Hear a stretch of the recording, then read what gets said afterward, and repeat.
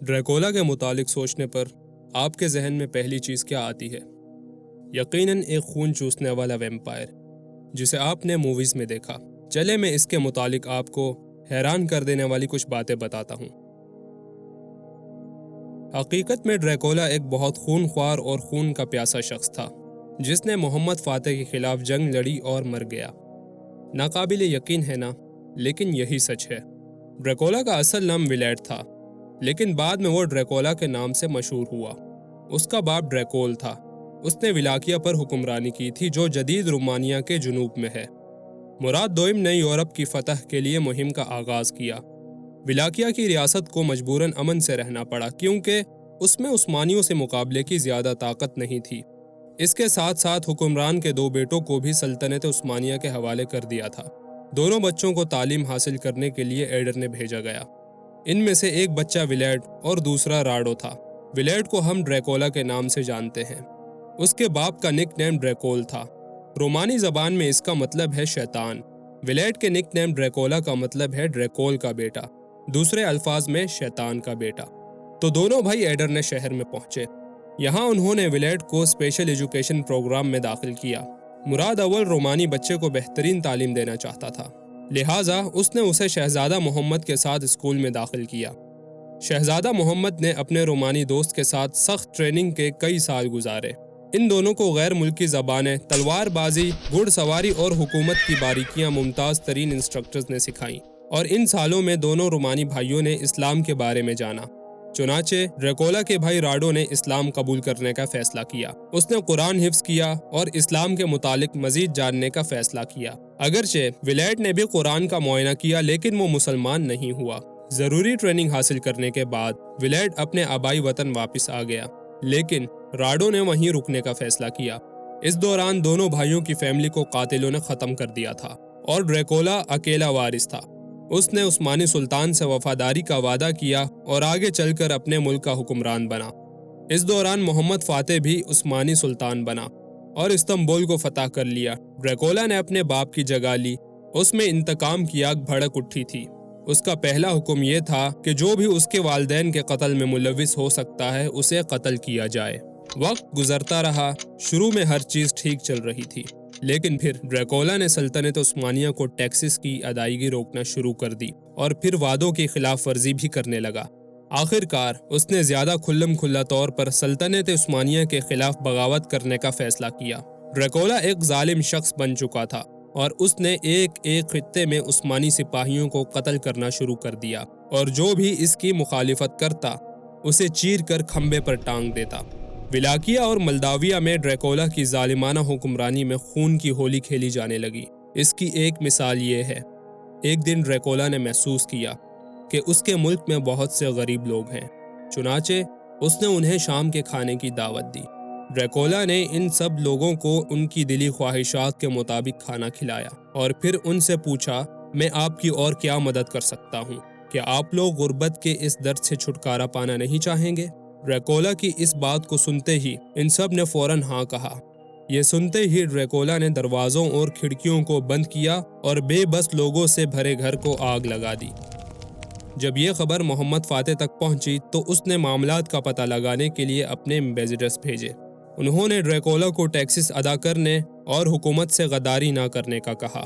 Dracula نے یہ جواب دیا، اگر تم مجھ سے بات کرنا چاہتے ہو تو اپنی پگڑیاں اتار دو۔ جواب میں ایمبیسڈرز نے کہا، نہیں، ہم تم جیسے شخص کے لیے اپنی پگڑیاں نہیں اتاریں گے۔ ڈریکولا نے پھر عثمانی ایمبیسڈرز سے یہی کہا، لیکن انہوں نے ڈریکولا کی درخواست نہ مانی۔ اس پر ڈریکولا کو بہت غصہ آیا۔ اس نے پگڑیوں کو ان کے سروں پر کیلوں سے ٹھوک دیا۔ اس طرح ڈریکولا نے تمام ایمبیسڈرز کو بے رحمی سے قتل کر دیا۔ یہ جنگ کی شروعات تھی۔ جیسے ہی محمد فاتح کو اپنے ایمبیسڈرز کے بارے میں یہ خبر ملی تو اس نے 2 لاکھ فوج کے ساتھ مہم کا آغاز کیا۔ ڈریکولا عثمانی فوج کے چالوں سے پوری طرح واقف تھا۔ اسے خوب علم تھا کہ بھاری نقصان کیسے پہنچانا ہے اور اپنا دفاع کیسے کرنا ہے۔ اس نے گوریلا چالوں کی طرح اپنے فوج کو اسکواڈز میں تقسیم کیا اور انہیں مختلف جگہوں پر پھیلا دیا۔ اس ٹیکنیک کا بنیادی مقصد جنگ جیتنے کے بجائے زیادہ سے زیادہ نقصان پہنچانا تھا۔ ڈریکولا نے گرفتار کیے گئے عثمانی سپاہیوں کو پہاڑوں میں ایک ایک کر کے قتل کر دیا اور انہیں کھمبوں پر ٹانگ دیا۔ جب محمد فاتح دارالحکومت تک پہنچا تو اس منظر کو دیکھ کر اس کا دل غم سے بھر گیا۔ 1.5 کلومیٹر کے ایریا پر پھیلے جنگلاتی علاقے میں 20,000 سے زیادہ سپاہی کھمبوں پر ٹنگے ہوئے تھے۔ ان میں ابھی کچھ زندہ بھی تھے، کچھ مر رہے تھے اور کچھ درد سے چیخ رہے تھے۔ یہ زمین پر جہنم کا منظر تھا۔ اپنے بھیجے گئے سپاہیوں کی اس حالت نے محمد فاتح کا حوصلہ پست کر دیا۔ یہ 20,000 مسلمان تھے۔ اگر وہ کسی ایک معصوم مسلمان کے ساتھ بھی ایسا ہوتے دیکھتا تو اس کے کیا احساسات ہوتے، لیکن یہاں تو 20,000 معصوم مسلمان کھمبوں پر ٹنگے ہوئے تھے۔ ڈریکولا کو سبق سکھانے کے لیے عثمانی آگے بڑھے، مگر وہ 900 میٹر اونچے کھڑے پہاڑ پر اپنے قلعے میں چھپ گیا، کسی عقاب کے گھونسلے کی طرح۔ اس قلعے تک پہنچنا بہت مشکل تھا اور نیچے سے اس پر حملہ کرنا ممکن نہیں تھا۔ محاصرہ کئی ہفتے جاری رہا۔ محمد فاتح نے فیصلہ کیا کہ اب اسے استنبول واپس چلے جانا چاہیے۔ اس نے چند فوجی دستے وہیں چھوڑے اور استنبول کے لیے روانہ ہو گیا۔ اس دوران ڈریکولا کی بیوی کو قلعے کے اندر کی فضا ناقابل برداشت لگی، جس کی وجہ سے اس نے قلعے کے کنارے سے چھلانگ لگا دی۔ کئی مہینے گزر جانے کے بعد ایک رات ڈریکولا قلعے سے فرار ہونے میں کامیاب ہو گیا۔ چونکہ ہنگری کے لوگ بھی اس کے ظلم و ستم کا شکار ہوئے تھے، لہٰذا ڈریکولا کے وہاں پہنچتے ہی انہوں نے اسے قید کر لیا۔ اس نے قید خانے میں 12 سال گزارے۔ ولیٹ، جو ڈریکولا کے نام سے زیادہ مشہور تھا، لمبے عرصے تک غائب تھا۔ ان سالوں کے درمیان یورپ میں تبدیلیاں آ چکی تھیں۔ آخر کار ہنگری کے بادشاہ نے اسے رہا کر دیا اور اس کی شادی اپنے ایک رشتہ دار سے کروا دی۔ بعد میں اس نے ولیٹ کو اپنا مذہب تبدیل کرنے کا کہا، جسے اس نے قبول کیا۔ ڈریکولا کے ساتھ مل کر انہوں نے 2 سالوں میں بہت سے عثمانی قلعے اپنے قبضے میں کیے۔ انہوں نے کئی عثمانی فوجیوں کو قتل کیا اور آخر کار پورے 14 سال بعد ڈریکولا کو ولاکیہ میں دوبارہ دیکھا گیا۔ غیر ملکی دستوں کی مدد سے اس نے حکمرانی دوبارہ حاصل کر لی۔ ولاکیہ کی عوام کو جب ڈریکولا کی آمد کا پتہ چلا تو وہ سخت ناخوش ہوئے۔ ظاہر ہے محمد فاتح کو بھی اس بات کا علم تھا۔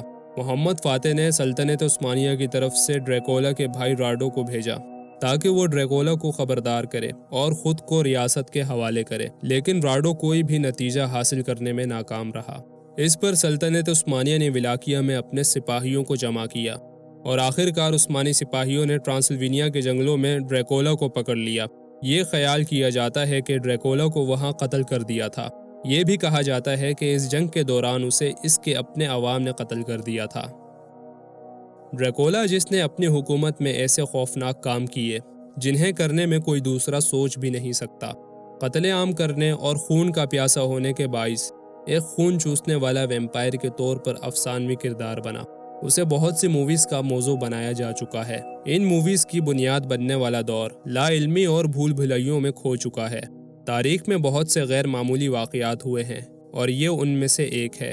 اور ایسا کیسے ہو گیا جبکہ وہ تو محمد فاتح کے ساتھ اسکول پڑھا تھا اور پھر اسی کے خطرناک ترین دشمنوں میں سے ایک بن کر ابھرا؟